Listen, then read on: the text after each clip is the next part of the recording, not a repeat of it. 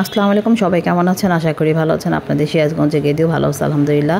আজকে আপনাদের সাথে বাটার নান বাসায় কিভাবে বা চুলায় বানাবো সেটাই আর কি দেখাচ্ছি। প্রথমে আমি এর ভিতরে 1.5 কাপ দুধ নিয়েছি। দেখেন 1.5 কাপ দুধ নিয়েছি। 1.5 কাপ দুধের ভিতরে এখানে লবণ আর হচ্ছে ইস্ট, এখানে 1 চামচ ইস্ট আছে, আর লবণ আপনার স্বাদ মতো লবণ দুটো ঢেলে দিলাম। আর হচ্ছে চিনিও আপনার স্বাদ মতো নিতে হবে। আর একটা ডিম দিয়েছে। এর ভিতরে 1.5 কাপ কিন্তু দুধ আছে, এখানে দিয়ে হালকা করে ফেটে নিতে হবে। ফাটায় নিলাম ডিমটা। ফাটায় নেওয়ার পরে তারপরে এর ভিতরে হচ্ছে ময়দা দিব। ময়দা আমার 1.5 কাপ দুধের ভিতরে আমার ময়দা লাগছে 2 কাপ। 2 কাপের থেকেও বেশি লাগছে আর কি। তা আপনারা ময়দা আস্তে আস্তে এভাবে আর কি মিশাবেন। মিশিয়ে তারপরে হচ্ছে আমি হাতে তেল সয়াবিন তেল দিয়ে হাতে মথে নিয়েছিলাম আর কি। মথে নিয়ে ঢেকে রাখতে হবে। ঢেকে রাখলে আপনি যে ইস্টটা দিয়ে ময়দাটা করছেন, ডিম ছিল ভিতরে, দেখবেন মানে 15-20 মিনিট পরে যখন ঢাকনাটা তুলবেন দেখবেন ফুলে অনেক আর কি হয়ে গেছে। তখন আমি এটা গরম জায়গায় রাখিনি, ঠান্ডা টেবিলে পড়েই ছিল। তখন এটা আবার তেল দিয়ে সুন্দর করে মথে নিতে হবে।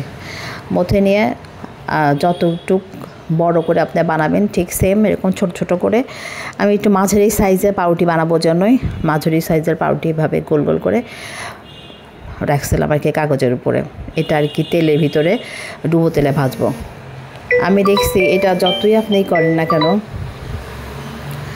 মানে আগুনে তাপে দেই তো এটা হয় না। মানে চুলা ছোট করে যখন আমি কেক বেক করার মতো করে দিই এটা হয়তো পুড়ে যায় অংশ, কিন্তু একমাত্র মাইক্রোওয়েভ ছাড়া পাউরুটি কখনোই ভালো হয় না। এই জন্য আমি পাউরুটিটা ডুবো তেলে ভেজে নিলাম। এভাবেই পাউরুটি আপনারা ভাজবেন বাসায়।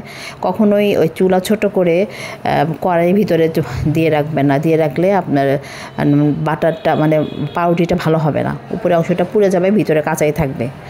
আর এদিকে আমি হুইপ ক্রিম হচ্ছে বাসায় ছিল, ওইটা আমি করে রাখছিলাম। পাউরুটিগুলো যদিও অনেক গরম ছিল, আমি গরম অবস্থায় আপনার হচ্ছে গরম অবস্থায় হচ্ছে কাটছিলাম জন্য এই হুইপ ক্রিমটা তারপর গলে গেছে। আপনারা পাউরুটি একদম পুরোপুরি ঠান্ডা করার পরে তারপরে হচ্ছে দিবেন। দিয়ে তারপরে হুইপ ক্রিমটা আপনার গলে পড়বে না।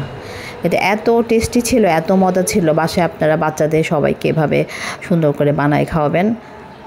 আর আপনার বকুলাপা চ্যানেলটা সাবস্ক্রাইব দিয়ে পাশে থাকবেন।